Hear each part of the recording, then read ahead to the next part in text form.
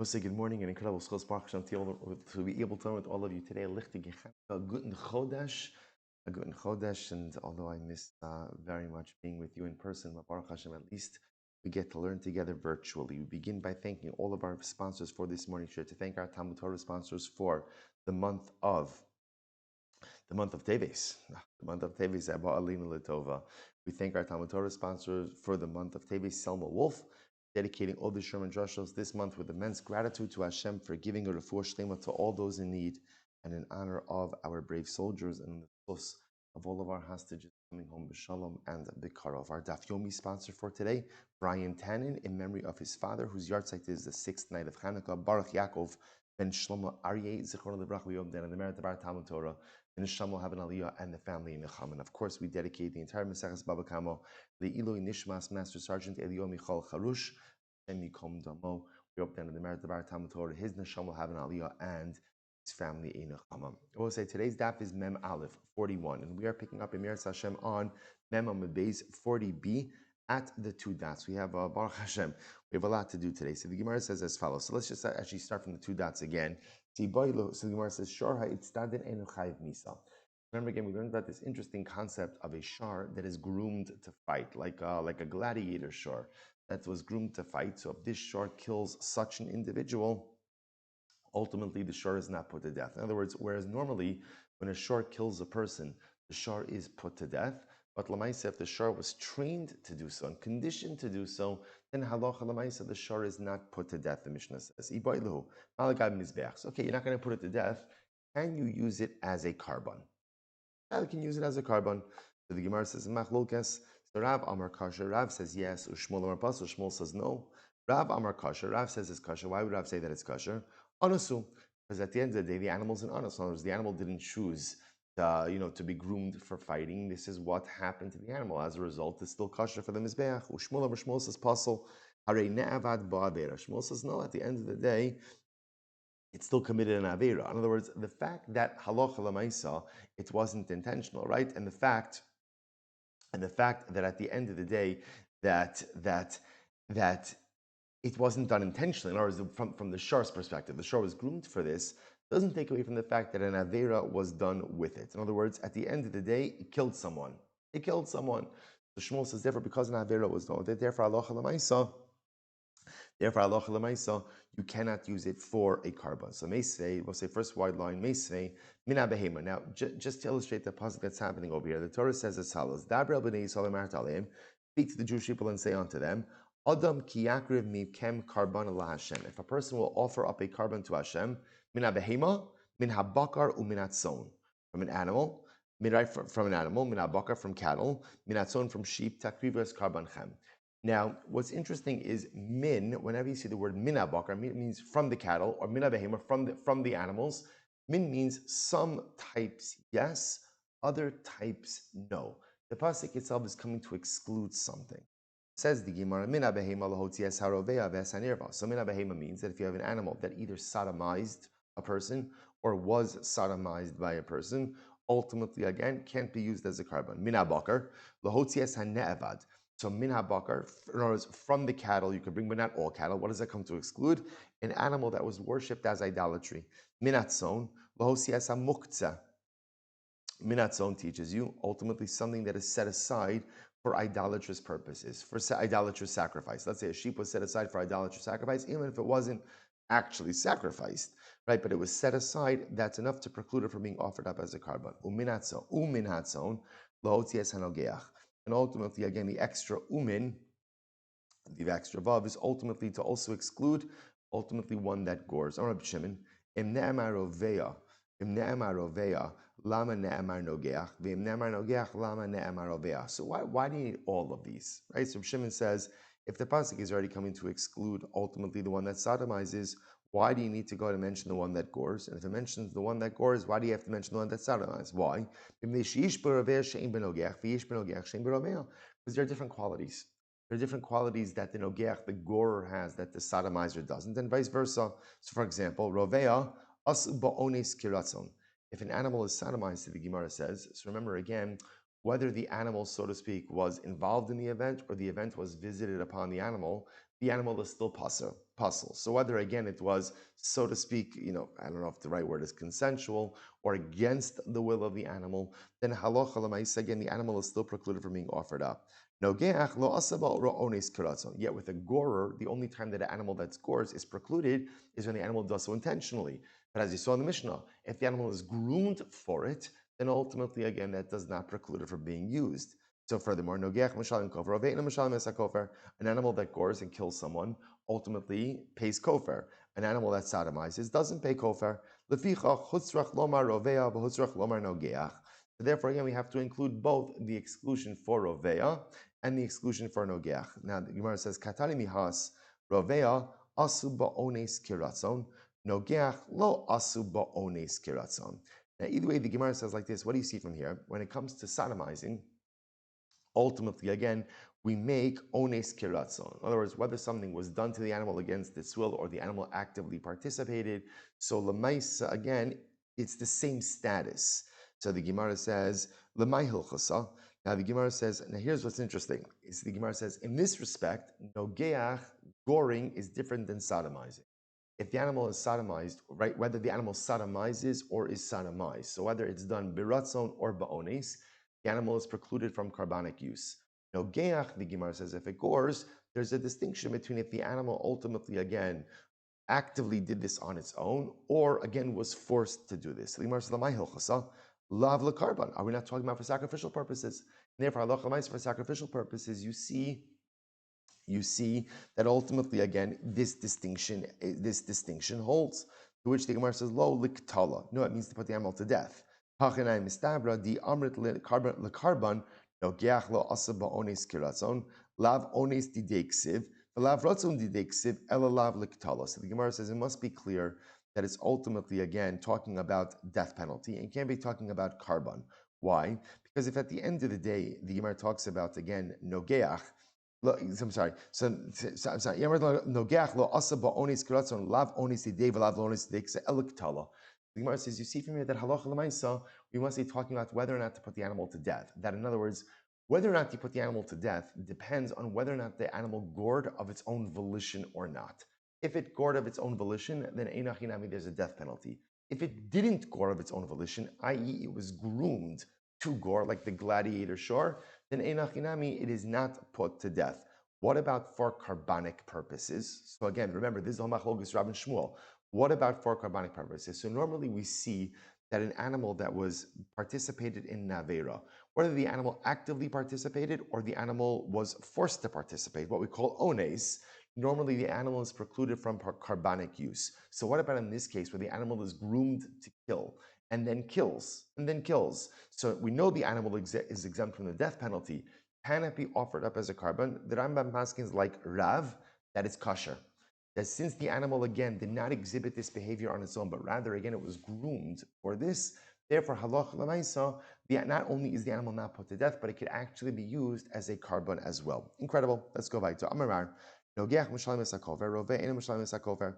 an animal gores a person and kills him, you pay kofer. If the animal sodomizes a person, you don't pay kofer. The Gemara says, okay, hechidami, what's the case? Ile medarava v'katla, mali katla b'karna, mali katla b'ravia. If we're talking about a case when an animal sodomized the person and killed the person, so then what does it matter if an animal kills a person with its horns or kills a person by sodomizing it? The halacha is, if an animal kills a person, you pay kofer. The elav dirava v'lo katla. Rather, it must be a case of where what? The animal sodomized the person but did not kill them. So the Gemara says, okay, if it didn't kill them, hi delo mishalim kofer mishum delo katlu. Remember, the reason you don't pay kofer is because he didn't kill the animal didn't kill the person. Kofer is only a payment that's done when the animal kills the person. So if the animal is sodomizing a person, but at the end of the day not killing them, then why would there be kofer? The Gemara says, the olam derava v'lo katla. Here's the case. The case Abai says is where the animal sodomized the person but didn't end up killing them. The Gemara says, now let's say again, the case where the animal sodomized the woman, by title to the woman. So in that case, again, she's going to be, and let's say she was complicit in the act, so she's going to be brought to Beis Din and executed for the act of bestiality.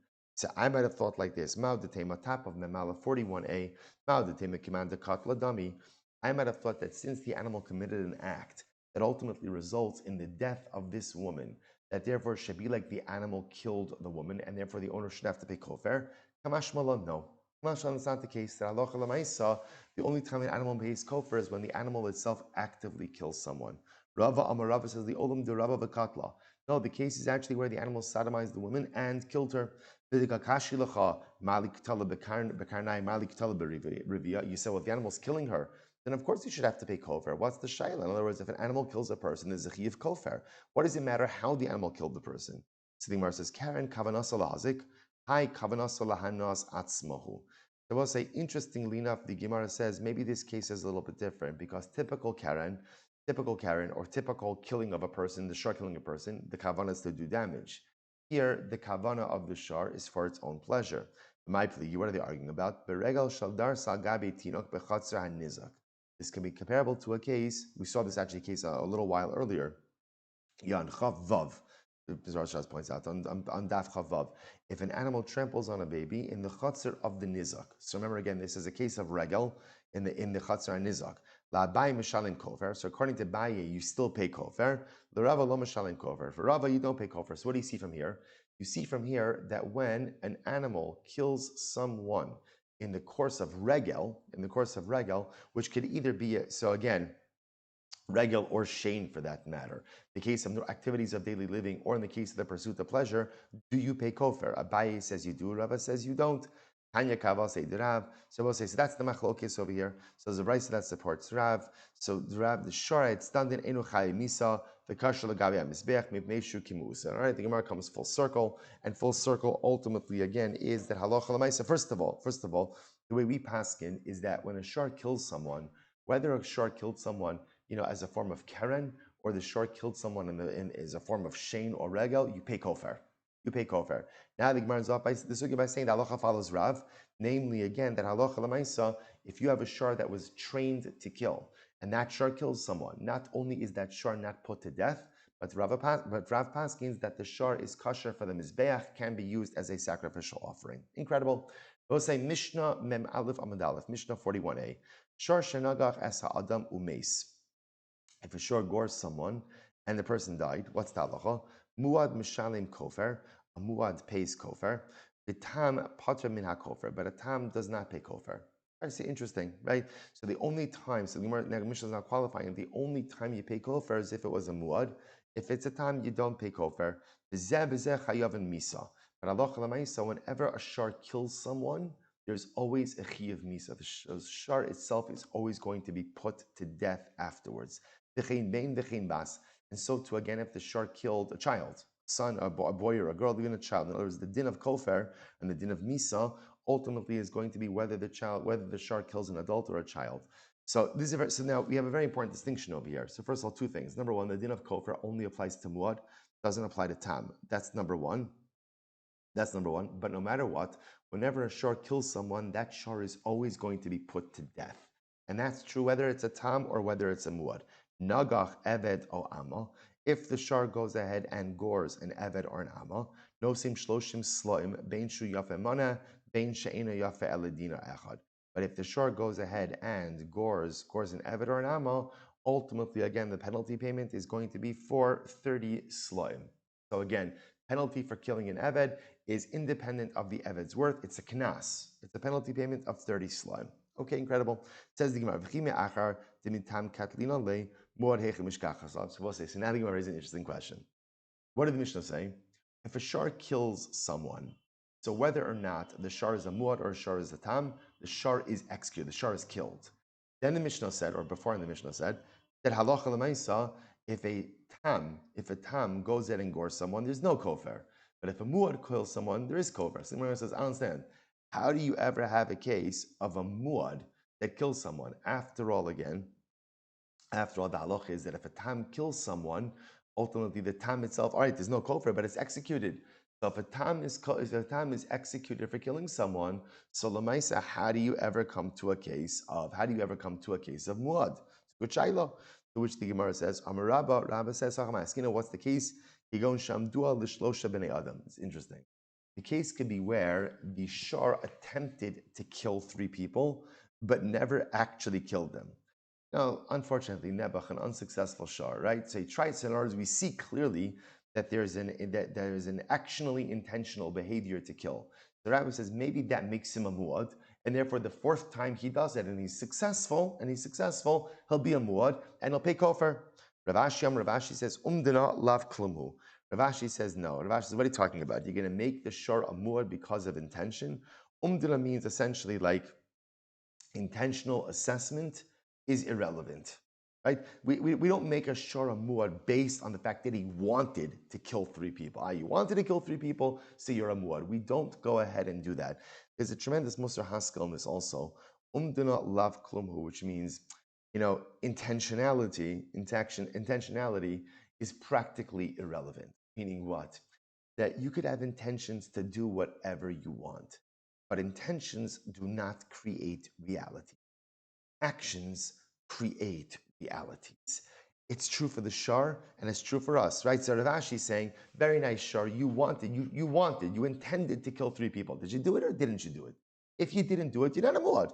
You're not a muad. You had intention. Intention is beautiful, but intention does not shape reality. Actions shape reality. Umdina lav klum. Intentionality or intentional assessment, that doesn't create realities. Only actions create realities. Also, if you think about it, this is the entire Yisod of Chanukah, right? The Chashmonaim could have come into the Beis Hamikdash and they could have looked at everything that was going on around them, the mass destruction, the mass defilement, one little jug of oil, and they would say, oh, how much we would love to be able to light the menorah.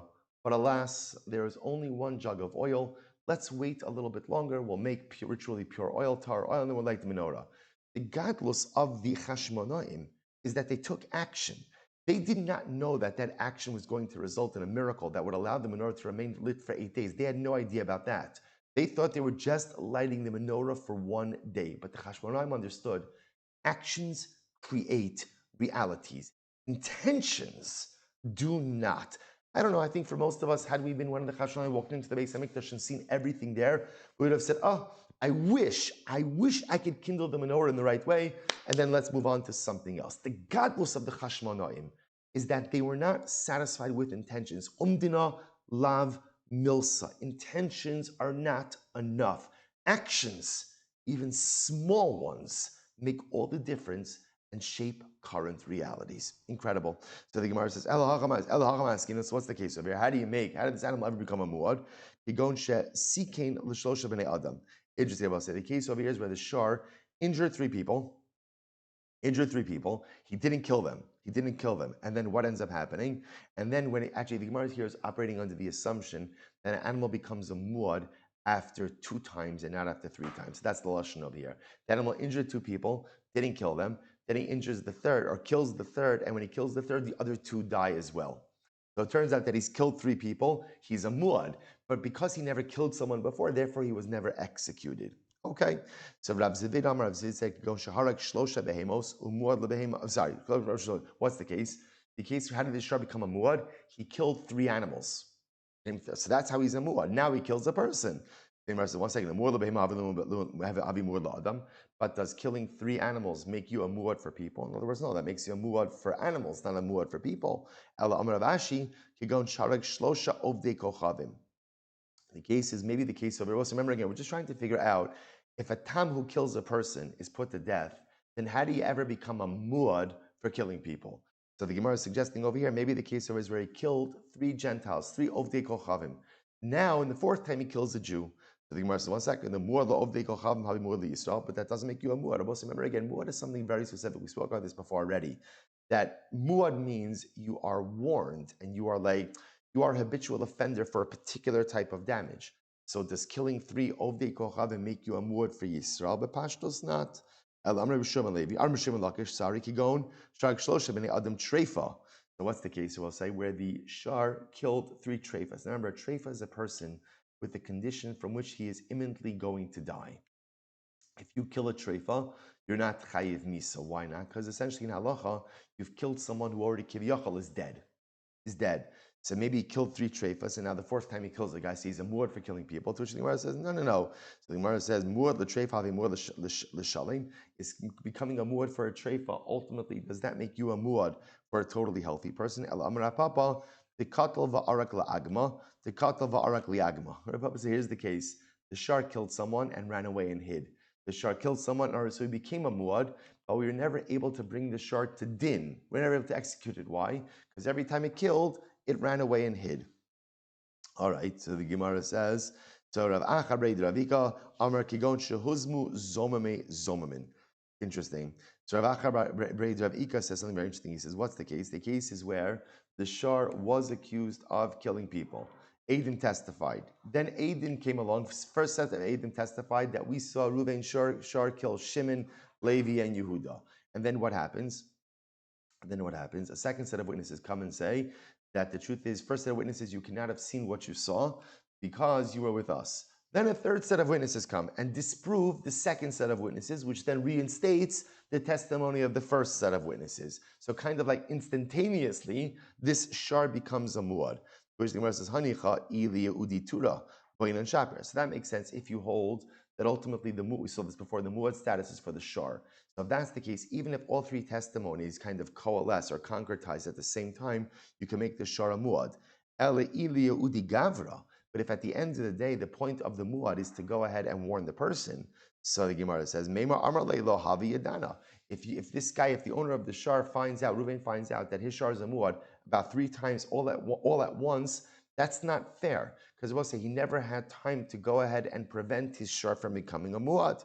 To which the Gemara says, Gigon the Amri, Gabe Havakoi. Cases where the witnesses who testify that Reuven, Shar, Gord, Shimon, Levi, and Yehuda, right? Ultimately, again, the witnesses also testify, Reuven, you were with your Shar each of those 3 times. So you can't claim ignorance. All right? Rava Amar Rava says, Makirnes Balashar ve Makirnes Ashar. The cases where the witnesses know that the Shar that did the injury was the Shar of Reuven, but they don't know which Shar it was. So my havle leme'avad. So what do you want from Reuven? If they can't identify which shar it is, what do you want him to do? To which the Gemara says, Mishum da'amrele, Tura nagchana isla bebekarech. You have a goring shore. You should have watched your entire herd. So I will say, so bottom line, what's the point of this? The point is just to try to come up with a case where you could have a tam that is a muad for killing people. Because remember, the Mishnah says, if a tam kills someone, the tam is put to death. If a muad kills someone, the muad is put to death and pays kofar.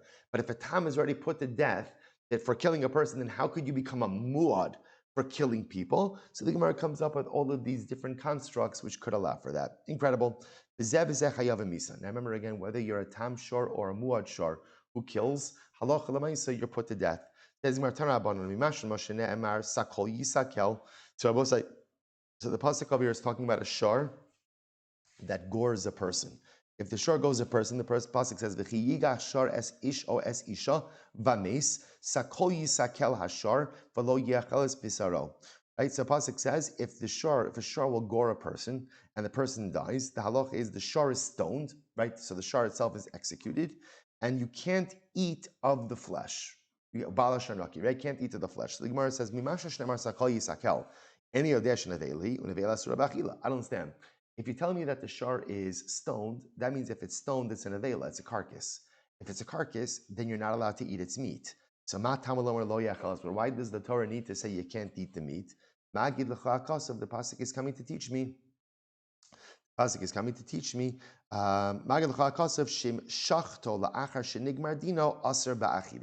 something different. It's coming to teach you that halacha l'maisa, if the animal was shechted after the verdict was delivered, halacha l'maisa, you still can't eat it. So in other words, if you have a shar that killed someone, Beis Din went ahead and deemed it going to be executed, and then before you actually executed it, someone shechted it. So you still can't eat it. So that's what it means you can't eat it. You can't even get benefit from it. The Gemara says, Talmud Lomar, Ubal Hashar Naki.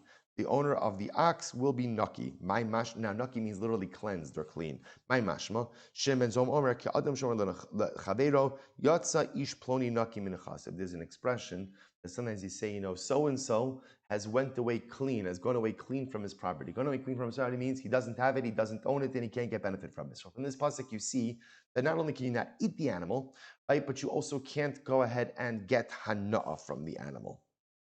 The ein lo b'hem hana shel klum. Yimai lo ye'achel es bisara lehecha deshachto la'achar shning bardino shasar b'achila. So now we're using the phrase lo ye'achel bisara, don't eat it, to teach me that even after the verdict on the shar to execute the shar was delivered, if somebody went and shechted the shar, you still can't eat it. I don't know that it's referring to that. Maybe you're allowed to eat it. Maybe if after the verdict was passed, but before the shar was executed, somebody came along and shechted the shar, maybe you are actually allowed to eat that shar. And the pasuk that says you can't eat the meat. That's coming to teach you that after the shar was stoned, you can't get hana'ah from the shar, any benefit. Like Rabbi Avo, what does Rabbi Avo say? Then Rabbi Avo, Amr Rabbi Lazar, Kamakum shnemar lo yochal lo sochal lo sochlu, echad isra achila ve'echad isra na b'mashma. So Rabbi Avo holds in general, whenever you see a biblical prohibition of don't eating, no, not to eat, lo yochal lo sochal lo sochlu, it always comes to include consumption and hana.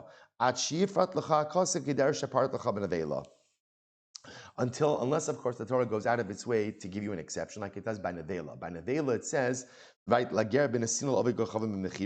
ultimately, again, you could give it to a ger, all right, or you could sell it to an akum. So why don't we just say lo yeachal comes to teaching that you can't get hana? Which the Gemara says, Amri hani milehecha denafik le isra achila ve'isra mikramale. Sorry, mikramalo yochal. That's only true. Rabbi Avo's statement is only true when both of these prohibitions need to be learned out from the same phrase. But here it's different. Why? Because here the Torah says, what do you do with the shar that killed someone? You stone it.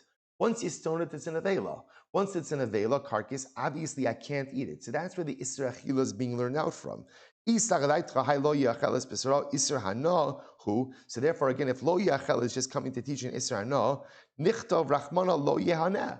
Let the Torah say, don't benefit. Inami, lo yochal es bisaro lamali. If at the end of the day, why don't you lo yochal bisaro at all? The afagav, the avdi ke'ein basar, the shachte aser. It's coming to teach me that Allah lamaisa, lo yachal is coming to teach me that even if I go ahead and I treat it ke'ein basar, in other words, I shecht it in the proper way, ultimately, again, it's still going to be aser. Okay, maskif lamar zotra, ema hanimili. Let's say now, so now we're back to where we started. We're back to the Isra Achila, the idea that I can't eat a shar, that I can't eat the shar. So that comes from sakol yisakel, because once you're stoning the shar that killed the person, obviously it's a carcass, you can't eat it, it doesn't have proper shchita. Therefore, again, lo ye'achel comes to teach me that what? You also can't get hana'ah. Lo ye'achel also teaches me that if I shecht the shar after the verdict was delivered, but before it was executed, you also can't go ahead and eat the shar. Einua hanimili, we'll say mem aleph base 41b.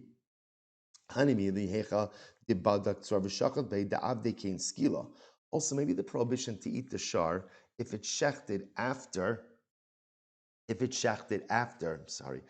the prohibition to eat the shar if it's shechted after halacha l'maisa, you go ahead and if you shecht it after the verdict, is only if you shecht it like with a stone, a sharpened stone. The shechting with a sharpened stone is like skila. However, maybe if you shecht it with a knife, it should be permitted for consumption. Amri, the Gemara says, I don't understand where you get that from. Amri, atu sakin ksiva baraisa. Does the Torah only speak about shechting an animal with a knife? Vatanan, we learn hashoche b'magal yad b'tzor ubekana shchitasa ksheira. Ultimately, you can shecht an animal with anything, as long as it's sharp, right? You can shecht it with a handsaw, right? Magal yad, or a sickle, right? A sharpened stone, a sharpened reed. As long as it's sharp and it has the ability to go ahead and cut the simanim, ultimately it's kosher. So now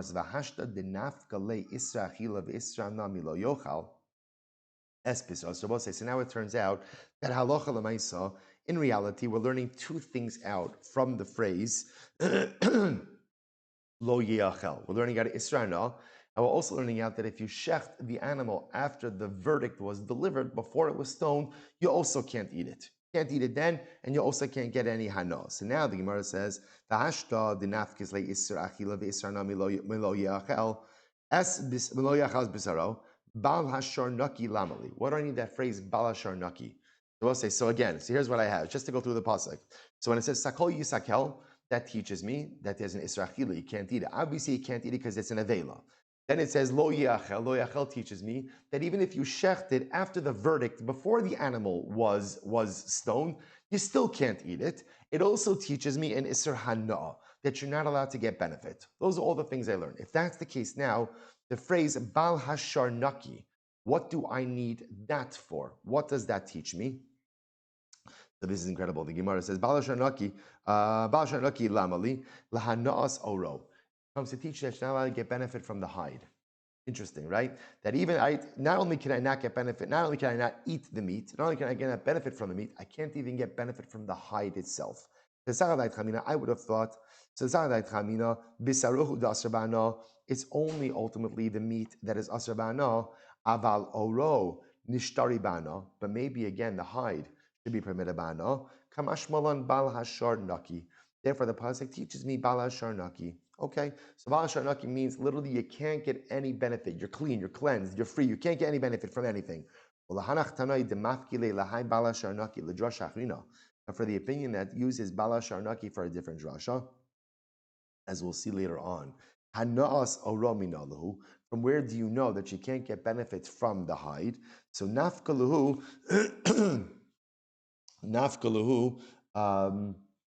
Good, fine. Nafkaluhu me es bisaro es hatafal bisaro. So both say. So we're going to see. So one opinion says you can't get. Now here's what's interesting. Everyone's going to agree you can't get benefit from the hide. The shaila is where you're learning it. So the first opinion says you learn it from Bal Hashar Naki. The owner of the shar is totally cleansed from any ownership interest. He cannot get any benefits from anything. Fine. So that works fine according to that opinion. But according to the opinion who uses that drasha Bal Hashar Naki for something else, as we'll discuss, so at the end of the day, where does he learn out that you can't get benefit from the hide? So the Gemara says from es bisaro, right? The pasuk says, "V'lo yachel es bisaro." Now, es rabosai is a ribui. Whenever you see the word es comes to include something else. So es bisaro means not only can you not get benefit from the flesh, but you also can't get benefit from something additional. What's the additional item? It's the hide. It's the hide. So the Gemara says something amazing. The Haitana es lo darish. But the first Tana who learns it out from Bal Hashar Naki, he doesn't darshan es. And also we're going to see that the ability to darshan es is a fundamental machlokas. Watch this Gemara. We've seen this Gemara before. Absolutely beautiful. Kidesanya. Shimon ha'amsuni. Va'amri la Nechemya ha'amsuni. Some Shimon ha'amsuni. Some say it was Nechemya ha'amsuni. What did they say? Ayadarish is called Es in Shabbatar. So we'll say Shimon Amsoni was known, he would darshan every S. Remember, S is a reboy. It always comes to include something else. And he was darshaning S in like no one's business. Until Kevan Shigia, La Es Hashem Elokecha Tira. Then he got to the pasuk to Es Hashem Elokecha Tira. And Hashem your God you shall fear. Now, if you say that S is a reboy, that means it's come to include something else. So at the end of the day, what else could it be coming to include in this pasuk? So Amrulo Tamidav Rebbe. So Kevin Shegia Las Hashem Lekecha Tira Piresh. So Shimon Amsuni said, I don't know. There's nothing to darshan from this pasuk. What else can you include? What else can you include in the obligation to revere Hakadosh Baruch Hu? So just understand what's happening over here. Shimon Amsuni, his whole chap was whenever he saw an S, he understood that S is always coming to include something additional. Something additional. He gets to Es Hashem Elokecha Tira. He gets to that. The pasuk says, "And Hashem, your God, you should revere." So if Es is coming to include something else, I mean something else is being included in the obligation to revere the Ribono Shel Olam. But what else could be included in the obligation of reverence for HaKadosh Baruch Hu? So this led him to the recognition that, you know what? I was wrong. My exegetical method of darshaning Esin is incorrect. So Piresh, he stopped. So the Talmidim said to Rebbe, Rebbe, so what about all of the other drashas you made? What's going to happen now? What happens to all of those drashas? So this is incredible. Amar lahem, Yeshem shekibalti schar ala drisha, kach kibalti schar ala prisha. The same way that I got reward for making all of the drashas, I'll get reward now for what? Not making the drashas. In other words, what Shimon Amsuni was saying was the whole yisod in Torah is amelos, is putting in effort. So I made effort to try to darshan all of the S, and I thought I was going down the right exegetical path, and then it turns out I'm wrong. Turns out I'm wrong, because here's a pasuk, Es Hashem Elokecha Tira, where you can't use the S to darshan something in addition to revering HaKadosh Baruch Hu. So Shimon Suri said, I thought I was right, but I was wrong. But don't be dismayed. Don't be dismayed. The same way that I got schar for all of the drashas, I'll get schar for not making the drashas, for abstaining, even from pulling back, from rescinding the drashas. Why? Because greatness in Torah is about amelus. It's about putting in the effort. And I feel good. I put in the effort. I thought I was going down the right track, but I was wrong. Ad Sheba Rabbi Akiva. Rabbi Akiva said, Shimon Amsuni, you're not wrong. You're not wrong. You're absolutely right. Made Es Hashem Elokecha Tira. So what does the S come to include? What does it come to include? The Rabbos Tamidei Chachamim. So beautiful. It comes to include the reverence that one should show for Tamidei Chachamim. That as the pasuk Es Hashem Elokecha Tira, you should revere HaKadosh Baruch Hu, and the S comes to include the reverence and kavod that one should have for Torah scholars. Now, what does that mean? Because the kavod of a Talmid Chacham, it's not his own kavod. It's a derivative of the Ribono Shel Olam's kavod. What does a Talmid Chacham do? The Talmid Chacham learns and he teaches the Torah of the Ribono Shel Olam. So he's taking the Ribono Shel Olam's kavod, and ultimately, again, he's the conduit to disseminate it to the masses. So therefore, Rabbi Akiva says we have an obligation to honor and to revere the Talmid Chacham. It's not because of him. It's because of the Torah that he teaches, the Torah that he represents, the Torah that he learns. So his kavod is a derivative kavod of the Ribono Shel Olam. So Rabbi Akiva says that's the S. Es Hashem Elokecha Tira. So the pasuk says revere HaKadosh Baruch Hu, and S comes to include the reverence that one is obligated to show for Talmidei Chachamim. Such a beautiful and such an incredibly overwhelming. So it turns out that Shimon Amsuni wasn't wrong. He thought he was wrong, but it turns out he was correct. But I think in Shimon Amsuni's words is a beautiful lesson to be learned as well, right? So Shimon Amsuni, first of all, as we mentioned before, just teaching us what it means to learn Torah, what it means to steig in Torah. What it means to engage in Torah is to put in the effort. Sometimes you chap everything, sometimes you don't chap everything. Sometimes you have clarity, sometimes you don't. Sometimes you get halacha l'maisa, you don't get halacha l'maisa. Sometimes you get the right pshat, and sometimes you're wrong. It's okay, because greatness in Torah doesn't come ultimately, again, from the results. Greatness in Torah ultimately comes from being willing to put in the effort. That's what Shimon Amsuni was saying to his Talmidim. But I think also in this phrase, Kishem shemekablin schar ala drisha, kach mekablin schar ala prisha, is also maybe talking about two different forms in our avodas Hashem. Shem, the same way that you get schar drisha. What's drisha? So drisha, right, to be dorish something means to actively seek something out, right? To be dorish, right? To ultimately, like the Gemara says, we're chayv to be dorish, so you have to seek out the Yerushalayim. So drisha perhaps refers to kumasei. Drisha refers to the parts of our Yiddishkeit that are positive, dynamic, and actional. Shem shemekablin schar ala drisha. We're an actional religion. Go out, accomplish things like we were talking about before. We said before, umdina lav klumhu. Intentionality is not enough. Good intentions are not enough. You got to deliver. You got to do actions. Kishem shemekablin schar ala drisha. Just like there's schar for dynamic activity, hach mekablin schar ala prisha. There's also schar from abstention. Meaning what? When a person finds the koach to battle their Yetzer Hara, and a person finds the koach not to give in to their desires, to their wants, to their proclivities, to their lusts, but a person finds the power to stand still. It's like sometimes the greatest accomplishment in life is I am not getting up from this chair to do the negative things I want to do. I'm going to keep myself anchored in place. I'm not moving. Sometimes that's the greatest schus that a person could have. So Shimon Amsuni is giving us kind of like the dialectic in our avodas Hashem. Shem shebekablin schar ala drisha. The same way that there is schar for positive, dynamic activity. Yeah, you can't live life just thinking about what you want to do, right? You got to do it. There's schar for living a dynamic, actional life. Ach mekablin schar ala prisha.